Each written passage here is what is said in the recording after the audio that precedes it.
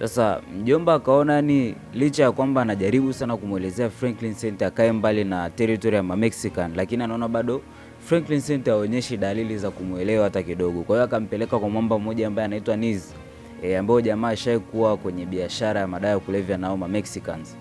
Akampeleka pale Franklin, akamwambia bwana Niz, hebu talk some sense to this boy, hebu jaribu kuongea naye, labda kama anaweza akabadilisha akili yake, kwa sababu hajui kabisa mambo yanavyoenda, alafu anajifanya mbishi. So bwana Niza akawa anamuelezea pale Franklin, anamwambia bwana, ukishaingia kwenye mambo na Mexicans, yani ukijichanganya na Mexicans lazima ukipate pate. Kwa hiyo akawa anampigisha story pale, akamuelezea kipindi ambacho alikuwa anafanyaga biashara na Mexicans. So Franklin akawa amemsikiliza pale na nini, akasikiliza story yake, akaona okay, story nzuri, lakini hizo story za bwana Niz hazikutosha kumzuia Franklin kufanya kitu ambacho alikuwa anataka akifanye.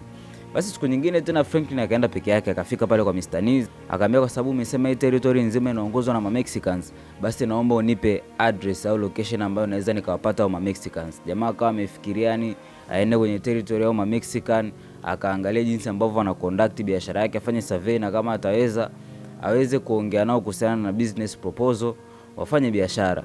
So Niz akampa onyo, akamwambia bwana kijana, mimi nakuonya tena, niki unachotaka ukifanya ni suicide, yani ni kama kutaka kujiua, kwa hiyo kuwa makini sana. Lakini Franklin alikuwa tayari amesha make up his mind kwamba bana hakuna kinachoweza kumzuia, hii ndio njia yake ya kutoboa na ndio njia yake ya kutoka, kwa hiyo atapita nayo. Sasa bwana Niz akampa kweli bana address.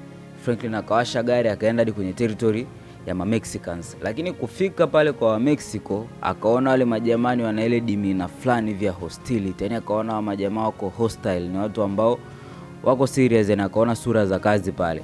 Hiyo kamfanya Franklin aingie upepo. Kwa hiyo akaona hapa hivi cha msingi ni kuondoka kabla mambo yajawa mengi, lakini the moment ambao wanaanza kuondoka, wakafika washikaji pale ambao ni watu wa kikosi cha Mexicans. Wakafika pale na nini, wakaanza kumhoja, akamuuliza dogo, vipi, mbona tunaona umekuja hapa alafu kama unatulia doria hivi, kama unachungulia vipi, kuna shida gani?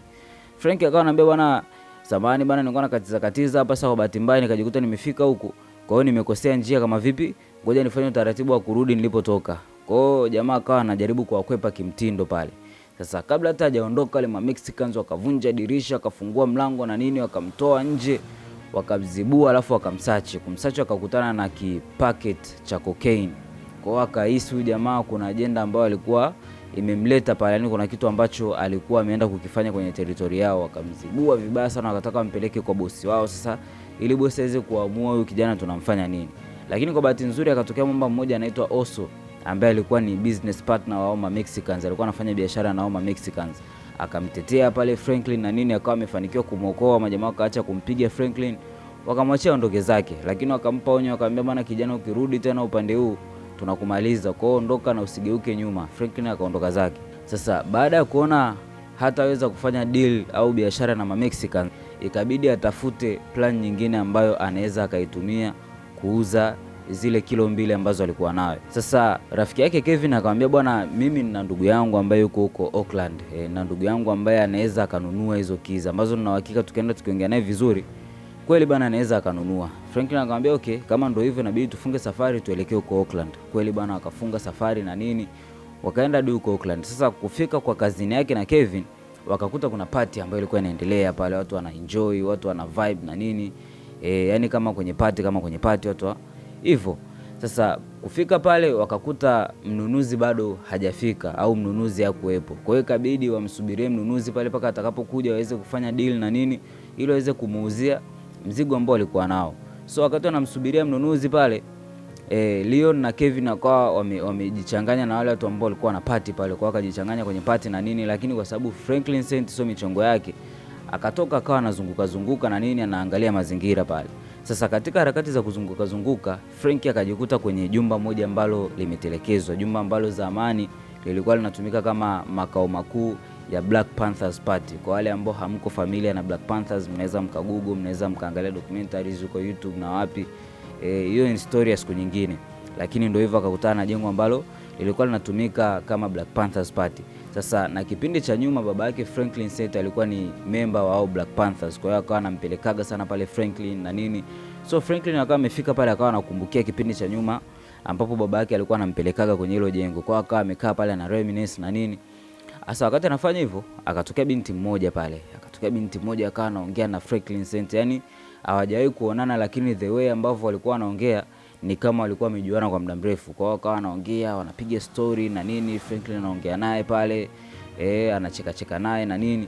Sasa kumbe yule binti ni crackhead, yani ni mtumiaji au ni mraibu wa madawa ya kulevya. Kwa hiyo akachomoa kibomba chake pale, akatoa madawa yake, akaanza kuchoma pale, akaanza kusmoke. Sasa wakati anafanya hivyo, Franklin Saint akaangalia kitu ambacho yule binti alikuwa anavuta, akaona ni kitu kipi ambacho hajawahi kukiona before. Yani akaona ni kitu fulani kipo kama rock, yani kipo kama jiwe hivi. Yule binti akawa anavuta pale na nini, alafu akamwona kama ana enjoy sana, ni inamchukua vibaya mno.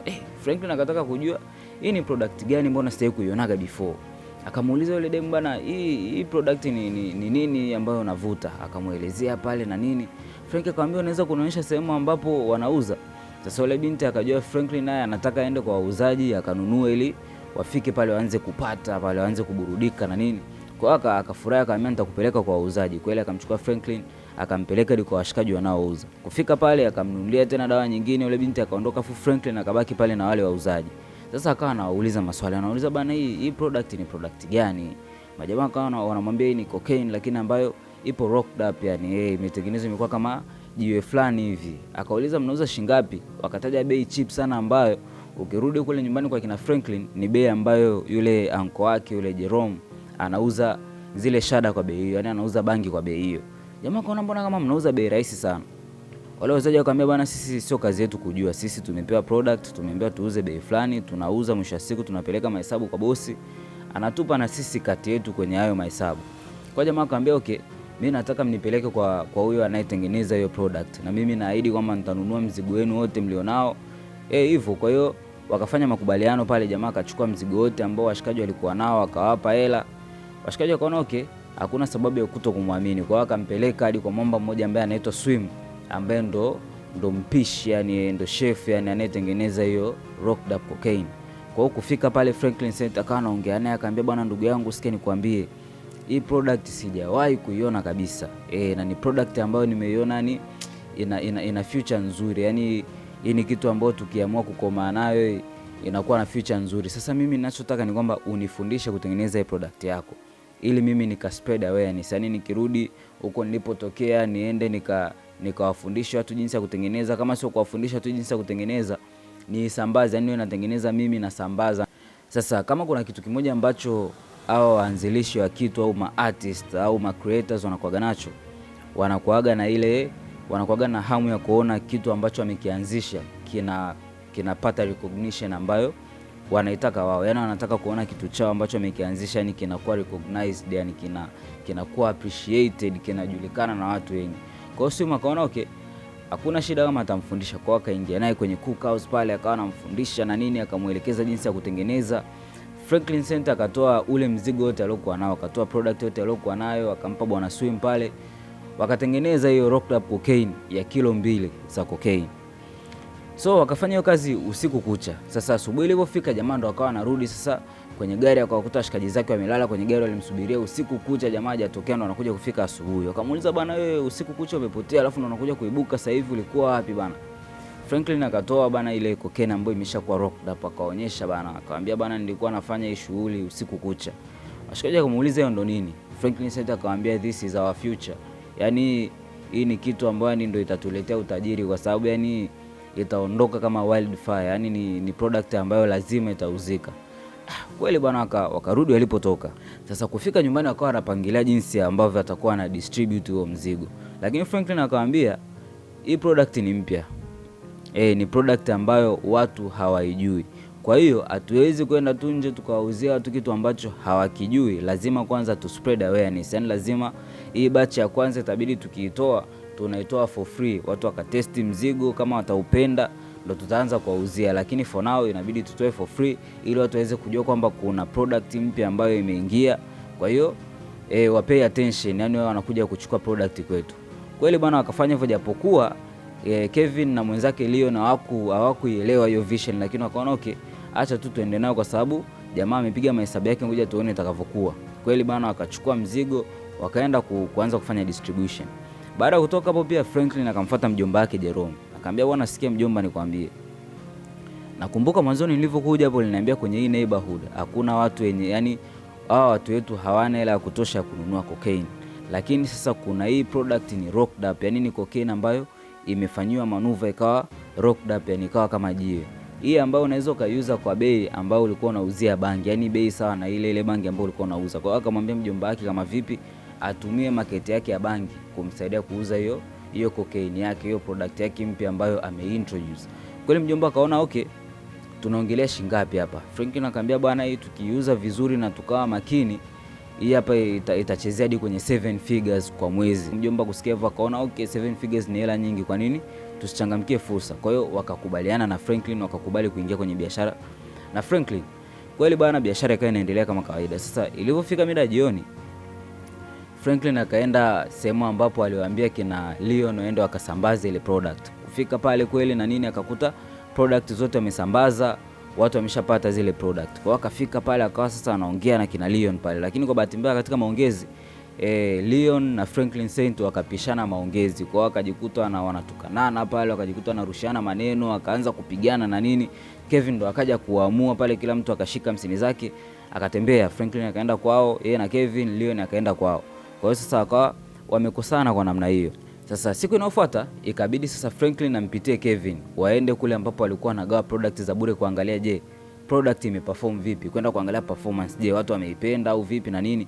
Kwa hiyo kufika pale kweli bwana, akakuta wale macrackhead wako pale, walikuwa wanawasubiria kwa hamu sana, yani wako pale wanawasubiria, yani waje tuanze kununua product right away. Yani unajua ile kwamba yani mzigo ameuelewa na ni wenyewe, kwa hiyo wamefika mapema sana ili kila mmoja wa kwanza kupata. So wakafika pale wakawa wanafanya biashara kama kawaida. Jamaa hiyo siku akapiga pesa nyingi sana, akauza sana hiyo product na nini, mambo yakaenda safi kabisa. Sasa baada ya kufanya biashara siku nzima, kurudi nyumbani kwao sasa akawa anafanya mambo yake pale, lakini kuangalia dirishani akaona kama kuna vurugu ambayo ilitokea. Akaona kuna zile kamba za kuanikia nguo zimeharibiwa na nini. Kuangalia vizuri akamuona Leon yuko chini amepigwa risasi. So jamaa akapaniki pale, lakini akamfuata mshikaji wake pale, akawa anamuuliza nini kimetokea bana. Leon akampa taarifa kwamba Leni alimuattack, akampiga risasi kama get back kwa kitu ambacho alimfanyia akiwa na Cavel. Kama mnakumbuka, Leon na Franklin Saint walienda wakamchukua Cavel, wakaenda kwa Leni wakampiga na nini, wakamfanyia na vitendo vingine ambavyo ni inappropriate. Kwa hiyo jamaa akawa amefanya kama get back, akampiga risasi Leon, lakini kwa bahati nzuri Leon hakufa. Sasa baada ya Leon kupigwa risasi, hicho kitendo kikamuuma sana Franklin Saint, kwa sababu Leon alikuwa ni zaidi ya mshikaji wake. Leon ni kama ndugu yake kabisa, wamekuwa pamoja na nini, yani ni kama ndugu yake kabisa. Kwa sasa mtu kumshambulia Leon ni sawa sawa na mtu kumshambulia yeye. Kwa hiyo akaona lazima afanye kitu juu ya hiyo story. Akaona lazima afanye kitu kuhusiana na hiyo situation. Kwa hiyo akatoka hapo akamfuata Claudia. Akaenda akamwambia, bwana Claudia, hapa kuna ndugu yangu amepigwa risasi huko, amepigwa risasi na Leni. Claudia akamwambia ni kwa sababu mlimshambulia Leni, kwa lazima atafanya get back. Frank akasema ni sawa, amefanya get back, lakini wao ndo walianza kuniattack mimi. Kwa mimi ninachotaka kufanya, nataka nikuombe favor. Yaani nataka uniunganishe na Ray, yaani unikutanishe naye niweze kuongea naye ili tuweze kujua jinsi ambavyo tunaweza work out hii situation. Kwa Claudia akamwambia una offer nini? Wakafanya makubaliano ambayo aliyafanya pale. Claudia akakubali. Sasa kweli Franklin Saint akakutana na Ray. Akafika pale na nini, wakawa wanaongea. Franklin akamwambia, bwana kijana wako amempiga risasi mshikaji wangu, na hiyo ni kitu ambayo mimi siwezi nikakubali hata kidogo. Ray akamwambia amempiga risasi kwa sababu hata wewe na huyo mshikaji wako ambao unamsemea mlimvamia mkamzibua na nini. Kwa hiyo amefanya kama get back. Franklin akamwambia okay, amefanya kama get back, lakini kama nyinyi msinge ni attack in the first place, yani kama msinge ni ibia zile hela, kusingekuwa na shida zote hizi. Frank aka make deal pale na Ray. Akamwambia, bwana sikia nikwambie kitu, najua wewe unachotaka ni kama mimi ninachotaka, unataka pesa. Alafu pale mtaani kwetu kuna jirani yetu ambaye ni polisi, na ambaye alisema kuna siku aliona kuna vijana wawili wanakatiza kwenye neighborhood yetu kama wanafanya survey. Kwa hiyo anataka mimi niende nikamsaidie ku identify ma suspect ambao huenda wakawa wanahusika na kumpiga risasi Leon. Sasa mimi nawajua ni nyie. Kwa hiyo yani wakiniita mimi nika identify ma suspect, naweza nikawataja tu ni nyie, mkafungwa wote, au ukubali deal nikupe hela kila mtu aende njia yake. Kweli bana pale wakafanikiwa ku have hiyo mutual conversation. Basi bana, biashara Franklin Saint ikawa inazidi kufanya vizuri na nini, akawa anazidi kuuza hiyo product yake mpya ambayo ameintroduce, ikatokea kupendwa sana na watu, wakawa wanaiconsume highly, yani wakawa wananunua kwa kasi sana, biashara ikawa inafanya vizuri yani in general.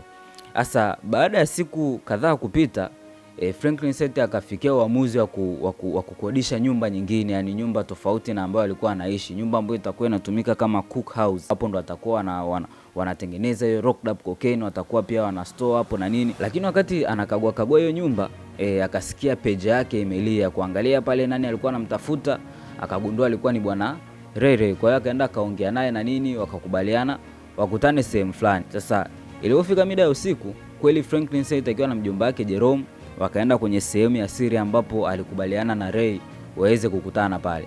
Kweli Ray akafika pale, akamshusha Lenny kwenye gari akiwa amemfunga mikono, akamchukua akaenda akamweka pale chini akina Franklin. Sasa kumbe ile conversation ambayo Franklin alienda kuongea na Ray ilikuwa ni kuhusu kumsarenda mwenzake Lenny. Na kweli Ray akafikiria akaona okay, kama atapata hela na hataenda jela, kama Franklin hataenda ku identify ma suspect, maana yake itakuwa ni win-win situation. Kwa jamaa akakubali kumtoa mshikaji wake Lenny.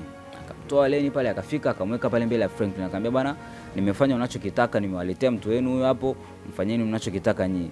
Franklin akamwambia sawa, umemleta, lakini nataka nihakikishe kwamba kitakachotokea hapa hakitasikika popote. Yaani hakuna mtu ambaye ataanza kuspread taarifa juu ya kitu ambacho kimefanyika hapa. Kwa hiyo akamwambia yule Ray amuue mshikaji wake ambaye ni Lenny, amuue kabisa pale pale. Ray akawa na sita sana kumuua mwenzake Lenny, lakini Franklin akamchomolea bastola, akamwambia bwana, usipomuua hapa mimi nitakuua, alafu nitamuua na yeye, nitaenda kuazika wote ili siri ibaki kwa siri, kwa sababu kinachotokea hapa hakitakiwi kujulikana kwa mtu yoyote. Kwa hiyo ili kunipa hiyo assurance, inabidi wewe ndo ummalize mshikaji wako ili nijue kabisa hutaenda kuropoka huko utakapoenda. Kweli bana, jamaa akafanikiwa kumjaza upepo pale, Ray akamuua mshikaji wake Lenny. Kwa hiyo ndio ikawa hivyo, Franklin akawa amefanikiwa kupata revenge yake kwa mtu ambaye alimpiga risasi mshikaji wake Leon, na hapo ndio inakuwa mwisho wa season 1. Season 2 itakuja by the way, ila kama bado hujasubscribe kwenye YouTube channel ya Filamu Times, fanya kusubscribe. Kama bado hujafollow Instagram page ya Filamu Times, fanya kufollow. Kama bado pia hujafollow page ya TikTok ya Filamu Times, fanya kufollow. Ukifanya hivyo utakuwa umetisha kinoma noma. Otherwise, bye bye for now.